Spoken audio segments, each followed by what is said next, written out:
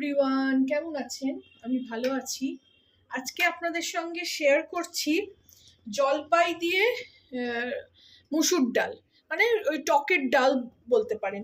এখানে আমি কড়া বসিয়েছি, আগুনটাও জ্বালবো। বাকি সব ইনগ্রেডিয়েন্টস আমি একদম রেডি করে নিয়ে ফিরে আসলাম, সব রেডি করে নিয়েছি। এবার এখানে কড়া গরম করে নিই।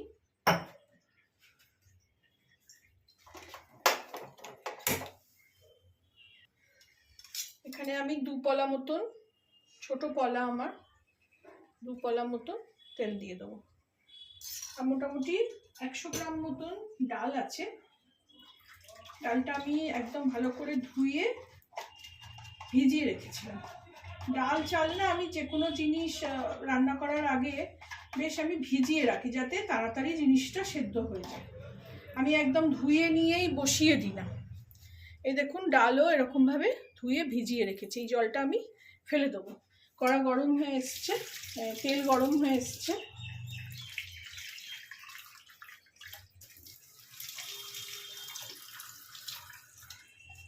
এখানে আমি আজকে পেঁয়াজ দিয়ে ডালটা করব। প্রথমে তেলে আমি দেড়খানা মতন পেঁয়াজ দিয়েছি, এখানে ভেজে নেব।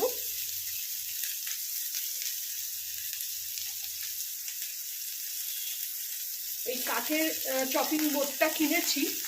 এই দেখুন, প্লাস্টিকের চপিংয়ে খাচ্ছিলাম, সেটা উচিত নয় বলে তো আবার কাঠের একটা ছোট দেখে কিনেছি। 122 টাকা দাম নিয়েছে, মিশো থেকে কিনেছি। আমি মিশোতে একটু সস্তা পাই বলে অনেক জিনিস মানে সব জিনিসই আমি মিশো থেকেই কিনি। জামা কাপড় থেকে শুরু করে আর গিফট আইটেম, আবার কখনো ওই প্লাস্টিকের সেই স্প্রে বটল হয়, সবই। পেঁয়াজটা ভালো করে ভেজে নিয়ে ফিরছি। বেশি লাল করব না, এই যে নরম করে ভেজে নিয়েছি। এর মধ্যে দিয়ে দেবো 2 কোয়া রসুন, 3টে কাঁচা লঙ্কা, ফাটাইনি আমি, এমনি দিয়ে দিলাম। আর এর সঙ্গে দেব 4টে ছোট ছোট জলপাই দিয়ে টকের ডাল করছি। এটাও আমার বাংলাদেশি আপুর থেকেই শেখা। ওনারা টকের জিনিস খেতে খুবই ভালোবাসেন। আমিও বাসি, কিন্তু আমি একটু বেশি চিনি দিই। তো আজকে উনি যেভাবে করেন, মানে পেঁয়াজ রসুন দিয়ে টকের ডাল, সেইভাবেই আমি করছি। এরপর আমি এখানে ডালটাও দিয়ে দেবো। ডালটা সেদ্ধ করিনি, একদম কাঁচাই এতে সেদ্ধ করবো। ডাল অনেকক্ষণ ধরে ভিজিয়ে রেখেছি।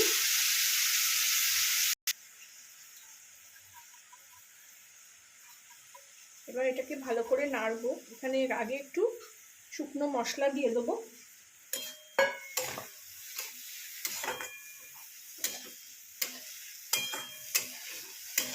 শুকনো মশলা বলতে হলুদ আর কাশ্মীরি লঙ্কার গুঁড়ো।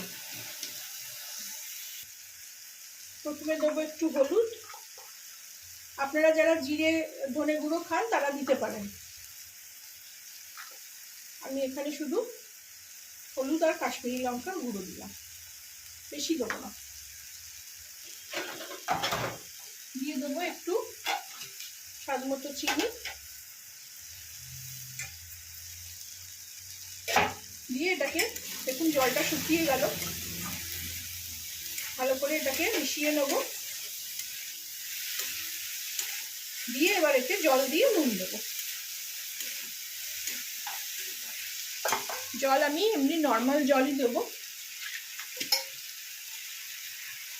আপনারা পারলে গরম করে দেবেন, কোনো অসুবিধে নেই।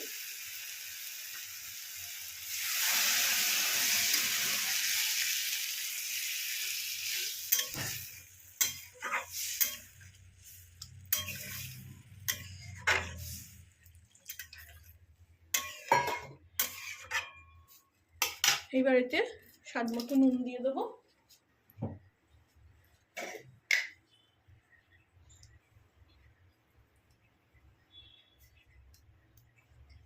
আজকে খুব সিম্পল মেনু, টকের ডাল করছি।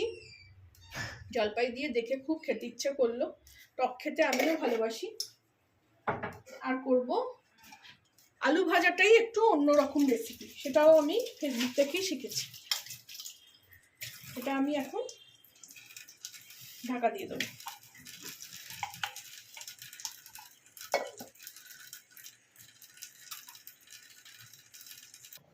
ফিরে এলাম, দেখাই আপনাদের। ডালটা দেখুন আমি দুবার নেড়ে দিয়েছি, ডালটা একটু ছিবড়ে ছিবড়ে মতন হয়েছে, আর একটু মোলায়েম করবো, ওই জন্য আর একটু জল দিলাম, আর একটু সেদ্ধ হবে। সরি, টকটা বেশ ভালোই টক হয়েছে, টক টক হয়েছে একেবারে। তো সেই জন্য আমি আর একটু চিনি দিয়ে দেবো। জলপাই তো ভীষণই টক, জানেনই আপনারা। আর একটু, ব্যাস, এই যে এর থেকে বেশি দেবো। দিয়ে এটাকে আবার একটু ঢাকা দিয়ে দেবো, মিলিয়ে দিই। আপনারা পারলে কুকারেও করতে পারেন, কারণ আমি তো অনেকক্ষণ ধরে ডালটা ভিজিয়ে রেখেছিলাম, তো ওই জন্য কড়াতেই চাপিয়ে দিলাম। খুবই ভালো খেতে হয়েছে। এটা আর একটু হবে।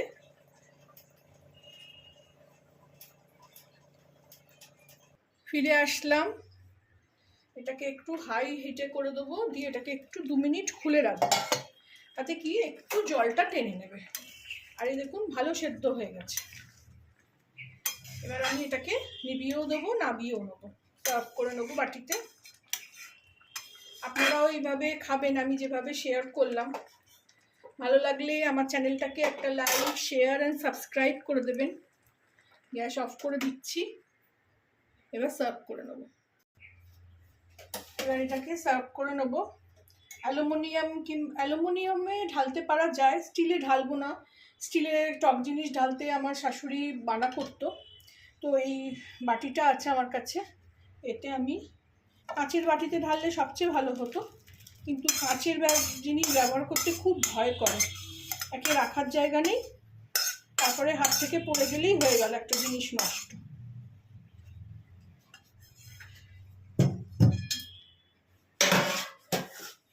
কালারটাও কত সুন্দর হয়েছে।